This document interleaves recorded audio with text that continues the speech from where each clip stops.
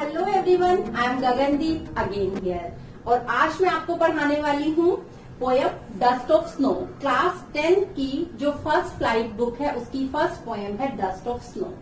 तो before starting our today's poem I would like to request you, please आप मेरी videos को ज्यादा से ज्यादा लाइक कीजिए, शेयर कीजिए एंड सब्सक्राइब कीजिए ताकि मैं और बेटर वीडियोस आप बच्चों के लिए बना पाऊं और आप इससे बेनिफिट ले पाए। And please also don't forget to tap the bell icon so that you can get the latest notification of my videos and also comment in the comment section. अगर आपको कोई प्रॉब्लम है, कुछ समझ नहीं आ रहा है तो आप कमेंट सेक्शन में कमेंट भी कर सकते हैं। तो स्टार्ट करते हैं आज की poem dust of snow. This poem has been written by Robert Frost. जो रॉबर्ट फ्रोस्ट हैं, आपने इनका नाम पहले भी सुना होगा। क्लास 9th में पोयम आती थी the road not taken. The road not taken वो जो पोयम थी वो भी रॉबर्ट फ्रोस्ट ने लिखी थी। डस्ट ऑफ स्नो भी रॉबर्ट फ्रोस्ट ने लिखी है। एंड फायर एंड आइस एक पोयम और आएगी इससे नेक्स्ट, मैं आज ही आपको पढ़ाऊंगी, वो भी रॉबर्ट फ्रोस्ट ने लिखी है। तो हम कैसे, सबसे पहले तो कैसे याद करेंगे कि फ्रोस्ट क्या होता है? पाला। पाला होता है ना, ऐसे बोलते हैं पाला जमा हुआ है। तो फ्रोस्ट जो है पाला, और स्नो मीन्स स्नो होती है बर्फ। स्नो क्या होती है? बर्फ। और फ्रोस्ट क्या होता है? पाला। पाला जमता है सर्दियों में, देखोगे पेड़ों के ऊपर व्हाइट व्हाइट सा मिलेगा आपको। तो हम इन दोनों चीजों को, दोनों वर्ड्स को कॉरिलेट कर लेते हैं। अब स्टार्ट करते हैं आज की पोयम को। The way a crow shook down on me the dust of snow from a hemlock tree। मैं फिर से पढ़ती हूँ। The way a crow shook down on me the dust of snow from a hemlock tree has given my heart a change of mood and saved some part of a day I had rued। ये जो poem है इसमें Robert frost कहते हैं कि the way a crow, एक crow ने जिस तरीके से शुक डाउन, शुक के किसकी वाब है? शेक की। शेक, शुक, शेकन। आप लोग मिल्क शेक पीते हो, banana shake, milk shake, orange shake, हिला हिला के। शेक मीन्स हिलाना। तो क्रो ने क्या किया? हिलाया पेड़ को, और उनके जिस तरह से हिलाया तो क्या हुआ? The dust of snow, snow की धूल। डस्ट मीन्स धूल, मतलब ऊपर से बर्फ गिरी। फ्रॉम अ हेमलॉक ट्री, किस ट्री से गिरी? हेमलॉक ट्री से गिरी। हेमलॉक जो होता है एक पेड़ होता है, एक प्लांट होता है जिसपे व्हाइट फ्लावर्स होते हैं। ये एक तरह का पॉइजनस पेड़ होता है, जहरीला पेड़ होता है। तो क्या हुआ कि क्रो ने पोइट के ऊपर, मी मीन्स यहाँ मी किसके लिए है? मी पोइट के लिए है। पोइट के ऊपर डस्ट ऑफ स्नो गिराई तो उससे क्या हुआ? हैज गिवन माई हार्ट, मेरे दिल को अ चेंज ऑफ मूड, मेरा मूड बदल गया, मेरा दिल खुश हो गया। And save some part of a day I had rued, और जो दिन मेरा खराब हो चुका था, पोइट बहुत उदास था, पोइट बहुत सैड मूड में था, तो जो पोइट का दिन खराब होने वाला था वो इस वाली घटना से बिल्कुल ठीक हो गया। वो दिन उस पोइट का खराब होने से बच गया। इसमें एक्चुअली पोइट क्या कहना चाहता है कि कई बार हम लोग बहुत परेशान होते हैं, हमें कोई वे आउट नहीं मिल रहा होता है, हम सिर्फ सोच रहे हैं, बहुत सैड है कि क्या हो गया, कैसे हो गया, क्यों हो गया। बट सडनली कोई छोटी सी घटना, कोई छोटा सा इवेंट हमें उस मूड से तुरंत बाहर ले आता है, हम बहुत खुश हो जाते हैं। तो पॉइंट ये कहता है कि लाइफ में जो छोटे छोटे मोमेंट्स हैं, जो छोटे छोटे इवेंट्स हैं, वो बहुत इंपॉर्टेंट होते हैं। वो हमारे जीवन में बहुत सिग्निफिकेंट प्लेस रखते हैं, बहुत इंपॉर्टेंट प्लेस रखते हैं।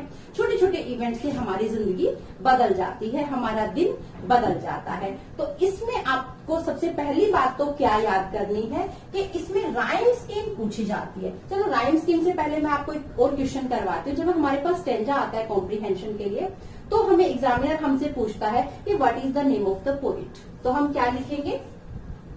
The name of the poet is Robert Frost. हमने कैसे आंसर देना है? ऐसे देना है, the name of the poem or of the poet is Robert Frost. Robert Frost. Second पूछेगा what is the name of the poem या name the poem, तो हम क्या लिखेंगे? The name of the poem is dust of snow. और dust of snow आपने कैसे लिखना है? डस्ट का जी कैपिटल रहेगा, ये याद रखना है आपने, ये राइटिंग स्टाइल होता है, ऐसे ही लिखना होता है। डस्ट का डी कैपिटल और स्नो का भी एस कैपिटल। जो प्रोमिनेंट वर्ड्स होते हैं, किसी भी लेसन का नाम है चाहे पोयम का नाम है, हमें उनको कैपिटल में लिखना होता है, बड़े अक्षरों में लिखना होता है। इस बात का ध्यान रखिएगा। जैसे रॉबर्ट फ्रोस्ट लिखा, रॉबर्ट का आर कैपिटल, फ्रोस्ट का एफ कैपिटल मैंने लिखा है। उसके बाद इसमें से एक इम्पोर्टेंट क्वेश्चन जो आपसे पूछता है एग्जामिनर, राइम स्कीम।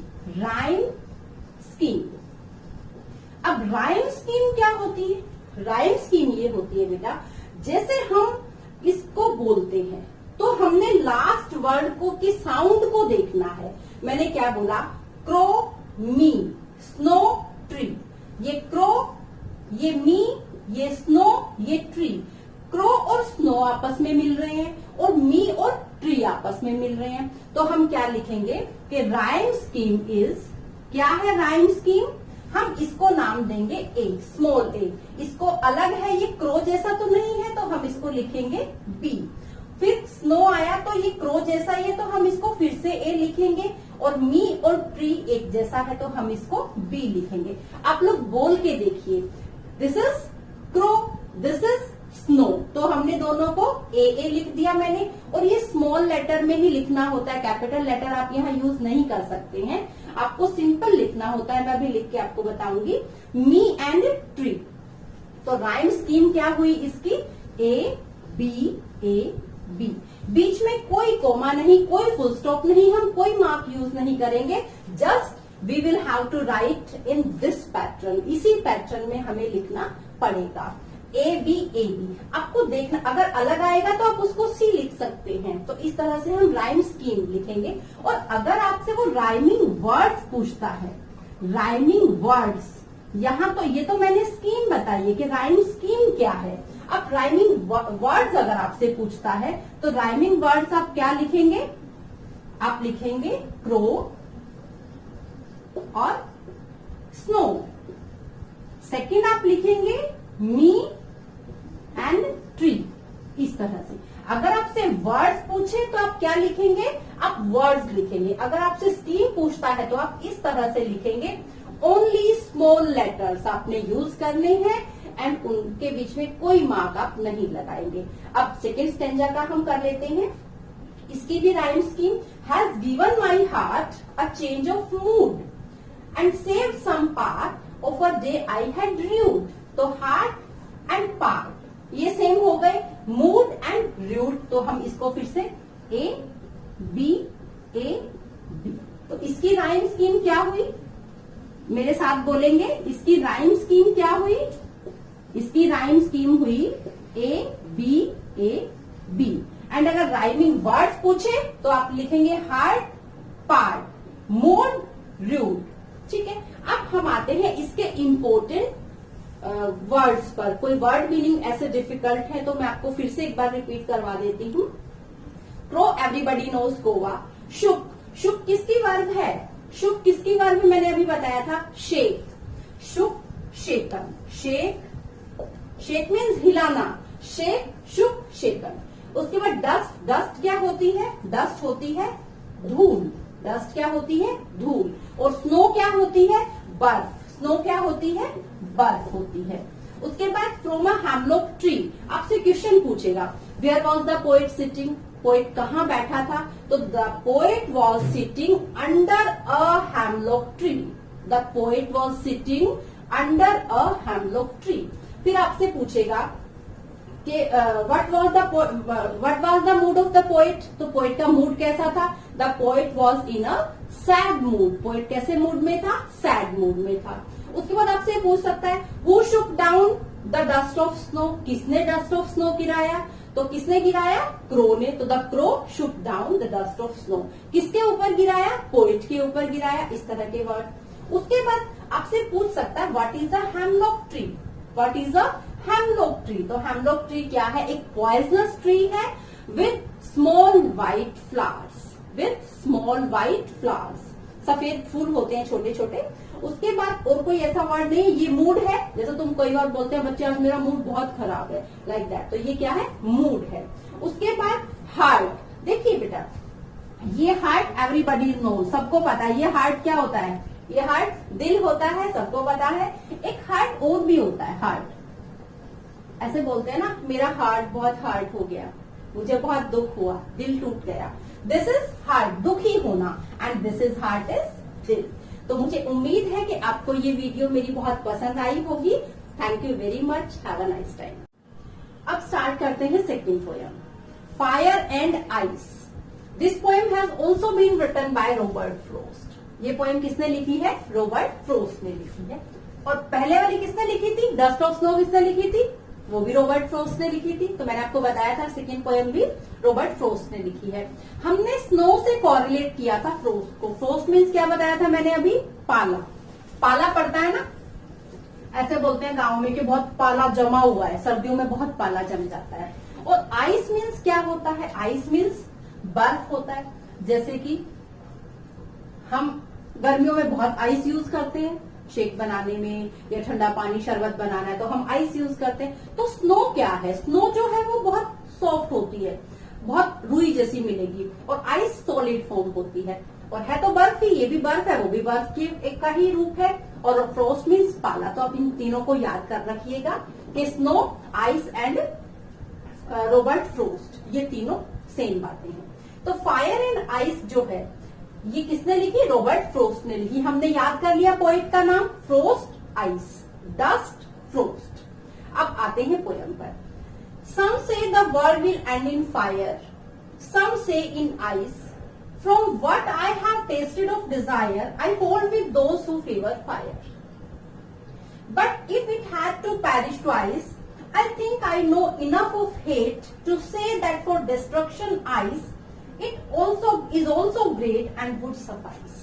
अब पोएट क्या कहता है? पोएट कहते हैं कि some say the world will end in fire. And एक तो हमने पढ़ा है A and D, और एक जब आप मूवी देखते हो लास्ट में आता है D एंड, मतलब समाप्त, खत्म होना। कुछ लोग कहते हैं सम मीन्स सम पीपल, कुछ लोग कहते हैं कि दुनिया खत्म हो जाएगी किससे? फायर से, आग से खत्म होगी। सम से इन आइस, कुछ क्या कहते हैं? बर्फ से खत्म होगी। कुछ क्या कहते हैं? बर्फ से खत्म होगी। For what I have tested of desire, इसको हम क्या प्रोनाउंस करेंगे? I have. जो मैंने इच्छाओं से टेस्ट किया है, मतलब जो मैं समझा हूं जितना आज तक, I hold with those who favour fire. तो पॉइंट किसके साथ खड़ा है? जो ये कहते हैं कि आग से दुनिया खत्म होगी, जो इस बात को फेवर करते हैं, जो इस बात के साथ हैं। And who is I in these lines? इस पोयम में आई कौन है? I is the poet. आपको फिर से याद रखना है, who is I? I is the poet. But if it had to perish twice, perish means मर जाना, खत्म हो जाना। अगर इसको दो बार, ट्वाइस, आपने पढ़ा होगा, वंस एक बार, ट्वाइस दो बार, थ्राइस तीन बार, ऐसे ऐसे चलता रहता है। तो ट्वाइस मीन्स दो बार। अगर दो बार इस अर्थ को, इस धरती को, इस दुनिया को, इस वर्ल्ड को खत्म होना है, तो क्या कहता है? I think I know enough of hit. तो पोएट कहते हैं कि मुझे पता है, बहुत ज्यादा हेट है हमारी दुनिया में। क्या है? बहुत ज्यादा हेट है, नफरत है एक दूसरे के लिए। इनफ मीन्स पर्याप्त, पर्याप्त नफरत है। To say that for destruction ice, और तबाही के लिए, डिस्ट्रक्शन मीन्स तबाही, डिस्ट्रॉय कर देना, नाश कर देना, तबाही के लिए आइस भी काफी है। इज ऑल्सो ग्रेट, वो भी ठीक है, सही है। And would suffice, suffice means sufficient, वो सफिशियंट रहेगी अगर दुनिया को खत्म होना है तो ये जो पोयम है, इसमें पोएट क्या कहना चाहते हैं? पोएट कहना चाहते हैं कि दुनिया दो तरह से खत्म होगी। कौन से दो तरीके हैं? One is fire, one is another is ice. यहाँ फायर का मतलब क्या है? फायर का मतलब है डिजायर, आदमी की इच्छाएं। और आइस का मतलब क्या? आइस कैसी होती है? जम जाती है ना, बिल्कुल ऐसे चिपक जाती है बर्तन के, तोड़ो तो भी बहुत मुश्किल से टूटती है। मतलब आइस क्या है? नफरत। कि जब हमारे रिलेशंस में, जब लोगों के रिलेशंस में नफरत आ जाएगी, उनके रिश्ते जम जाएंगे, कोई किसी की परवाह नहीं करेगा, तो क्या होगा? सब खत्म हो जाएंगे। मान लो आज मैं बीमार हूँ, मुझे किसी की जरूरत है, कोई मेरे पास नहीं आएगा क्योंकि मेरे उसके रिलेशंस खराब हैं, तो क्या होगा? सब जम जाएगा। मैं अपनी, जब दूसरे को जरूरत पड़ेगी तो मैं उसके पास नहीं जाऊंगी, तो क्या होगा? रिलेशंस खत्म हो जाएंगे। लाइकवाइज फायर, इच्छाएं, आदमी की इच्छाएं इतनी बढ़ती जा रही हैं, हमने सब कुछ किया, कितना ज्यादा हमने नेचर को खत्म कर दिया, बड़ी बड़ी बिल्डिंग्स बना ली, नीचे हमने गोडाउन्स बना लिए, सब खत्म हो गए, और जब अर्थक्वेक आता है तो सब खत्म। तो हमारी इच्छाओं से क्या होता है, जरा सा स्वे हुआ एंड एवरीथिंग इज डिमोलिश्ड, सब खत्म हो जाता है। तो पोएट कहते हैं कि फायर एंड आइस ये दो चीजें हैं जो दुनिया को खत्म कर सकती हैं। एंड पोएट किसके साथ है, पोएट, ये क्वेश्चन एग्जाम में पूछा जाता है कि पोएट किसकी फेवर करते हैं, तो पोएट उनके साथ है जो कहते हैं कि फायर से दुनिया खत्म होगी, आग से दुनिया खत्म होगी। फायर मीन्स डिजायर, यहाँ सिंबॉलिक है। फायर किसके लिए है, ये क्वेश्चन पूछा जाएगा। Fire stand for desire, lust, lust क्या होती है, लालसा, और डिजायर इच्छाएं, इच्छाएं बहुत ज्यादा बढ़ गई हैं। And I stands for hatred, आपने ऐसे याद रखना है, हेट रेड, हेट रेड, ऐसे स्पेलिंग याद करेंगे, रेड लाल होता है ना, हेट रेड। तो आइस किसके साथ है, आइस सिंबॉलिक है नफरत का। तो पोएट ये कहते हैं कि हमारे रिलेशंस में इतनी ज्यादा दूरियां आ जाएंगी अगर आइस हम लें कि हम एक दूसरे की परवाह नहीं करेंगे, अकेले अकेले सब मर जाएंगे। एंड दूसरी तरफ इच्छाएं इतनी बढ़ती चली जाएंगी कि हम अपनी इच्छाओं के लिए दूसरे को नुकसान पहुंचाने से भी नहीं डरेंगे। तो क्या होगा, फाइनली दुनिया खत्म हो जाएगी, दुनिया का एंड हो जाएगा। तो लाइकवाइज यहां से लेकर यहां तक एक स्टेंजा है पोएम का जो आपको दिया गया है। अगेन आई एम रिपीटिंग कि इसमें एक आपसे पूछेगा who is the poet of these lines, तो Robert Frost is the poet, या the name of the poet is Robert Frost. And what is the name of the poem, the name of the poem is fire and ice. फिर से आपको बताती हूँ, fire का F capital, ice का I capital, you will have to write, ये लिखने का सही तरीका होता है, तो आपको ऐसे ही लिखना है।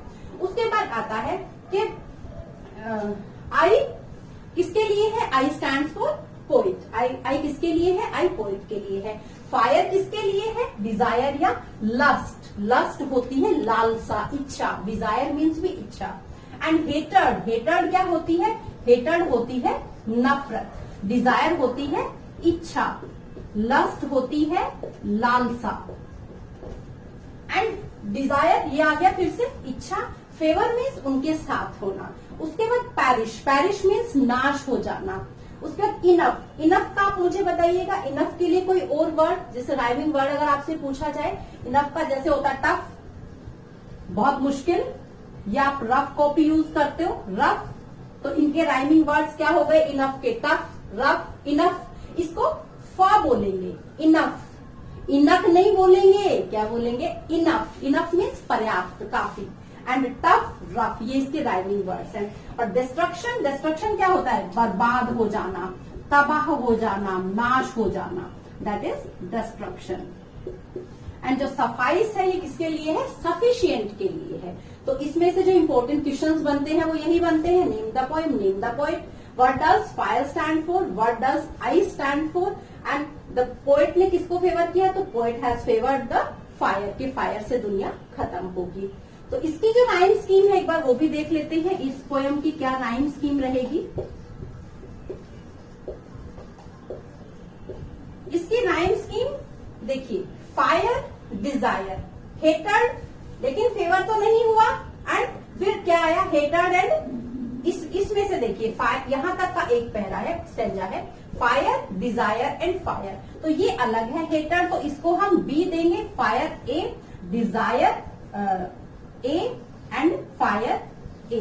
तो इसकी क्या राइम स्कीम बनेगी, ए बी ए, क्या बनेगी, फायर, डिजायर, फायर। तो इनको तो हम ए लिखेंगे तीनों को, लेकिन हेटर्ड अलग है, आइस अलग है, तो हम क्या करेंगे, ए बी ए। तो इसकी राइम स्कीम क्या बनेगी, ए बी ए। तो आई होप कि आपने इस पोएम को बहुत एंजॉय किया होगा। Thank you once again, have a nice